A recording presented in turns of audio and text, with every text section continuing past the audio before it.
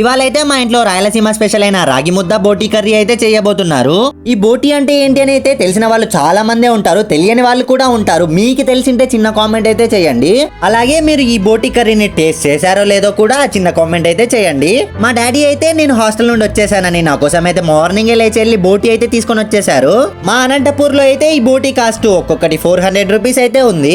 మా డాడీ బోటీ తీసుకొని షాప్ లో క్లీన్ చేయించారు, ఆకోకుండా ఇంటికి తీసుకొని వచ్చి మరీ అయితే క్లీన్ చేస్తున్నారు. ఎందుకంటే షాప్ లో వాళ్ళు నీట్ గా క్లీన్ చేయరని.